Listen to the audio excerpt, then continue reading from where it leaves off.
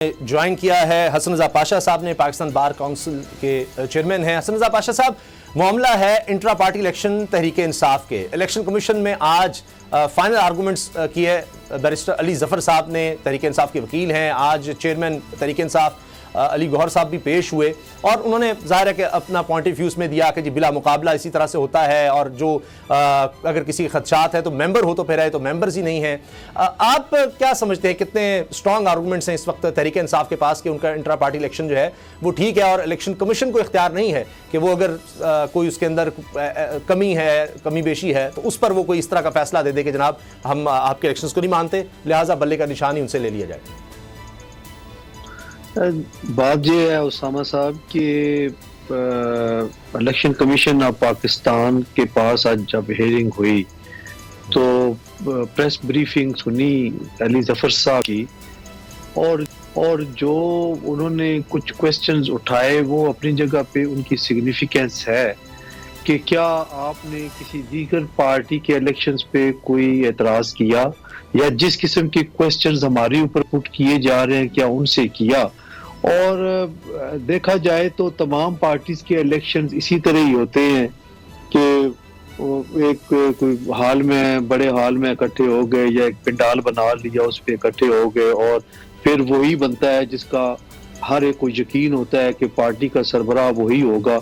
और आपको ये भी पता है कि हमारी तमाम पॉलिटिकल पार्टीज शख्सियात के गिर्द घूमती हैं और वो इंडिविजुअल्स जो कि उस पार्टी के सरबराह बने हुए होते हैं अल्टीमेटली उन्होंने ही बनना है और उनके मुकाबले में कोई बंदा नॉमिनेशन पेपर्स भी फाइल नहीं करता। तो मैं समझता हूं कि 19-20 के फर्क से तमाम पॉलिटिकल पार्टीज के इलेक्शन एक जैसे हैं, लेकिन पीटीआई को ये सोचना चाहिए था कि वो टारगेट है और उनको ये चैलेंज भी होगा तो उनको थोड़ी सी मैं समझता हूं कि कोताही उनसे हुई कि उन्होंने इलेक्शन जिस अंदाज में कराए वो अगर ना कराते और थोड़ा सा बेहतर तरीके से कर जाते तो शायद उनको ये मुश्किल वक्त ना देखना होता। बहरहाल जिस तरफ हालात जा रहे हैं वो कोई उनके फेवर में नहीं जा रहे और अब देखते हैं। लेकिन मेरा जाती ख्याल ये है कि पीटीआई को बल्ले के निशान से महरूम करना या उनको एलिमिनेट करना इलेक्शन के लिए, ये उन लाखों उनके वोटर्स और उनके वर्कर्स उनके साथ ज्यादती होगी और फिर ऑफ कोर्स इलेक्शन की जो क्रेडिबिलिटी है उस पे बहरहाल क्वेश्चन मार्क होंगे। सबके लिए अपॉर्चुनिटी इक्वल लेवल पे होनी चाहिए और इनका भी हक बनता है कि इनको मौका दें। ठीक, हसन रज़ा पाशा साहब इस पर भी आते हैं, कोताही उनसे कहाँ हुई तहरीक इंसाफ से, लेकिन 70 दिन तक पहले उन्होंने फैसला महफूज रखा, अब भी आपके सामने है इलेक्शन शेड्यूल आने के बाद या आखिरी वक्त में इस तरह के फैसले और वो भी महफूज कर लिया जाता है फैसला। ये भी तो एक मुश्किल हो जाएगी तहरीक इंसाफ के लिए कि इसके बाद उनके पास रेमेडी क्या है। अगर उनसे बल्ले का निशान वापस लिया जाता है तो उनके पास टाइम है कि वो आगे अदालत में जाएं, कहाँ जाएंगे, हाई कोर्ट में, सुप्रीम कोर्ट में, क्या उनके पास कोई इसका चांस है? देखिए अदालतों के दरवाजे तो खुले हैं और हाई कोर्ट और सुप्रीम कोर्ट में रजू कर सकते हैं इलेक्शन कमीशन के फैसले के खिलाफ। लेकिन एक बड़ी अलार्मिंग सी सूरत हाल है कि आप 22 तारीख तक नॉमिनेशन पेपर्स फाइल करने हैं और जो उन्होंने शॉर्ट लिस्ट किए होंगे अपने कैंडिडेट्स उनको यकीनन उन्होंने 7 टिकट भी इशू करने हैं। तो ये बड़ा कम पीरियड है उनके लिए कि वो इंसाफ के लिए वो जब रिज्यूम करेंगे तो ठीक, लेकिन ये अपनी जगह पे प्रॉब्लम इनके लिए बनेगी। और आप जी पाशा साहब जो आपने कोताही की बात की, अब उसमें मसला यह है कि अभी तक वो तो ये भी नहीं बता पा रहे कि हमारे कैंडिडेट कौन होंगे। तहरीक इंसाफ को खदशा यह है कि उनके खिलाफ भी केसेस हो जाएंगे, तो ऐसे में वो इलेक्शंस उनके लिए करवाना भी बड़ा मुश्किल था। वो तो कहते हैं कि हमारे लोग आते तो उनको गिरफ्तार कर लिया जाता। अब ये भी वो बात कर रहे हैं कि जी जो लोग एमपीओ जारी कर रहे हैं, पता लगे हमने कागजात नामजदगी उनके पास जाकर देने और वहीं से वही अफसर जो है एमपीओ भी जारी करके वहीं गिरफ्तार कर ले। हालात तो ये वो कहते हैं, तहरीक इंसाफ इस तरह के इल्जाम लगाती है।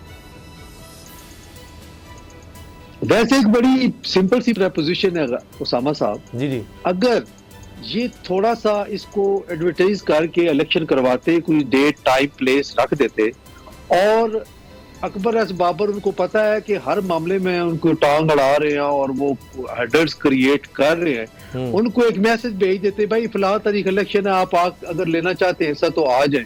और वो आ जाते, मुझे बताएं कि वहां जो इलेक्टोरल कॉलेज वहां पे मौजूद था उनमें से कोई एक वोट भी देने की पोजीशन में होंगे? कतई नहीं।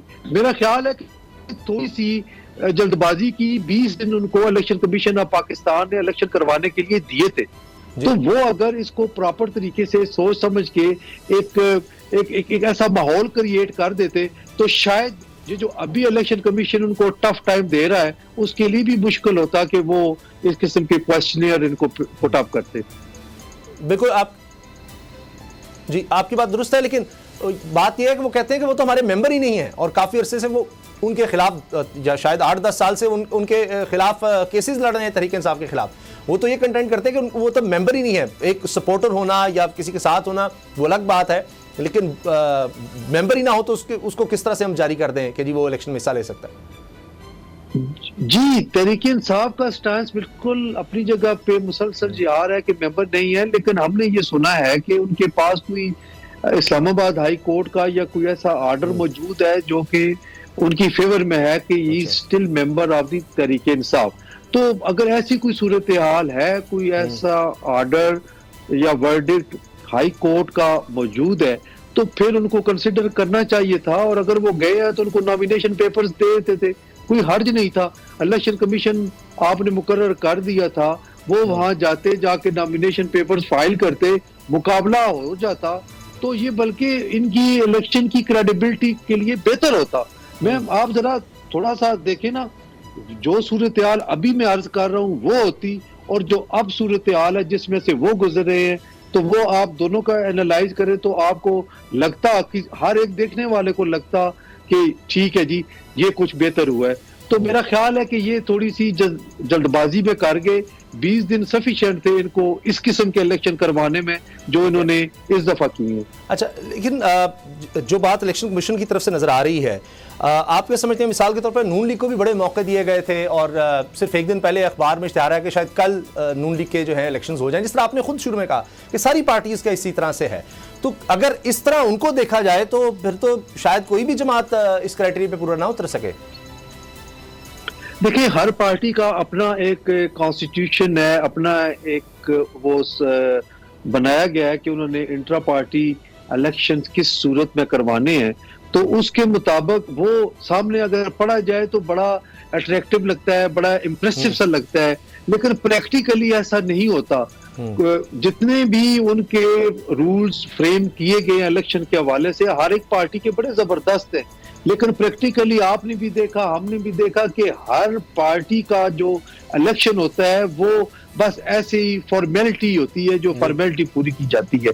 लेकिन आपको याद होगा कि एक वक्त था कि जब मुस्लिम लीग नून के लिए ये मुश्किलात थी और एंड टाइम पे इनको वो उनके जो टिकट थे वो कैंसिल कर दिए गए और सेनेट में उनके जो कैंडिडेट्स थे उनको विदाउट टिकट आजाद होकर लड़ना पड़ा। तो ये सारी चीजें अपनी जगह पे मौजूद हैं। ये प्रॉब्लम्स जो पार्टी फेस, पीपल्स पार्टी के साथ ऐसा हुआ, उनको पीपीपी बनानी पड़ी, 4 पी आ गए उसमें, और अभी तक वो एग्जिस्ट कर रही है और वो एहतियातन उन्होंने उसको साथ अभी तक रखा हुआ है कि किसी वक्त कुछ भी हो सकता है इस मुल्क में। अंदाजा लगाए तो शायद इनको भी ऐसी कोई पार्टी बनानी चाहिए। लेकिन सर, जो आपने नून लीग की बात की, तो अभी हमारे साथ सेनेटर हुमायूं मोहम्मद साहब थे तहरीक इंसाफ के, उन्होंने कहा कि वो उनके जो चेयरमैन थे या कायद थे मियां नवाज शरीफ साहब, वो चूंकि नाअहल हो गए थे, हमने तो इलेक्शंस करवा दिए हैं, हमारा चेयरमैन जो है कन्विक्ट हुआ तो हमने इलेक्शंस करवा दिए, यही तो मजबूरी थी, उसके बावजूद उनके लिए मुश्किलात हैं। लेकिन अभी तक जो इलेक्शन कमीशन का किरदार रहा है, क्या वो सेटिस्फैक्टरी है? कभी तारीख में आपने इस तरह का देखा कि उससे पहले ही इतने ज़्यादा मसाइल नजर आए हों कि इतनी दफ़ा वो इलेक्शंस नहीं करवा सके, कभी कोई वजह कभी कोई वजह। अब भी जिस तरह सुप्रीम कोर्ट में मामला, हाई कोर्ट में मामलात, और जिस तरह अतहर मिनल्ला साहब ने बड़ा ज़बरदस्त तरीके से बात की कि जी ये सबसे बड़ा जो क्राइटेरिया नजर आएगा कि 8 फरवरी को क्या वो फ्री एंड फेयर इलेक्शंस करवाने में कामयाब होते हैं इलेक्शन कमीशन। तो ये एक इदारा, आईनी इदारा, उसके पास इख्तियार है, एक ही काम है उसका, सिर्फ इलेक्शंस करवाना। तो अगर इतने ज़्यादा इतराज़ात, इतने मसाइल नजर आ रहे हैं, माजी में भी थे, लेकिन अब तो शायद उससे भी बढ़ गए। बिल्कुल आप दुरुस्त फरमा रहे हैं। इलेक्शन कमीशन ऑफ पाकिस्तान को अगर इस तरह का बैरट रखना था तो वो तमाम पार्टीज को रखते तो ज्यादा बेहतर था। मैं अभी भी ये कह रहा हूं कि अभी ये क्वेश्चनियर जो इनको दिया है और जिस तरीके से इनको ग्रिल किया जा रहा है पीटीआई के वकला को और उनके चेयरमैन को, तो ये अगर बाकियों के लिए भी यही पैरामीटर्स होते तो बहुत अच्छा था। और ये सब इसको तहसीन की निगाह से देखते कि राइटी कॉन्स्टिट्यूशनल इंस्टीट्यूशन है और वो अपना एक रोल प्ले कर रहा है अपने दिए गए मैंडेट के मुताबिक। लेकिन ये सिर्फ पीटीआई के साथ हो रहा है। और दूसरी तरफ जो आपने फरमाया है, अभी अगर supreme court of Pakistan intervene ना करती, आप मुझे बताएं कि हाई कोर्ट के सिंगल बेंच ने जो फैसला किया, राइट और रॉन्ग, मैं उसकी उस पे नहीं जाता, मेरिट मेरिट पे। लेकिन देखिए कि उन्होंने इलेक्शन स्टे नहीं किया था, उन्होंने उनका नोटिफिकेशन सस्पेंड किया था। तो लेकिन इनको अपना शेड्यूल दे देना चाहिए था, क्योंकि शेड्यूल तो दे सकते थे। अपनी आईनी जिम्मेदारी पूरी करते हुए इलेक्शन कमीशन ने शेड्यूल नहीं दिया, जिसकी वजह से सुप्रीम कोर्ट ऑफ पाकिस्तान को इंटरवीन करना पड़ा। और उन्होंने उनको कहा कि डायरेक्शन दी कि विद इन 3 आवर्स आप शेड्यूल अनाउंस करें। ये मैं समझता हूँ कि supreme election commission of Pakistan को अपने ओन पे ये करना चाहिए था, ना कि सुप्रीम कोर्ट ऑफ पाकिस्तान की सुप्रीम कोर्ट कहते किसी को कान किसे पकड़ के जो है ना उससे काम करवाया जा रहा हो। ऐसे लग रहा है कि इलेक्शन कमीशन को बार बार उसकी जिम्मेदारियां याद करवानी पड़ रही हैं कि जी सदर के साथ किस तरह मिलना है, क्या क्या करना है। बहुत शुक्रिया हसन रज़ा पाशा साहब, आपने वक्त दिया। कुछ सब्सक्राइब करें और बेल दबाएं ताकि कोई खबर रह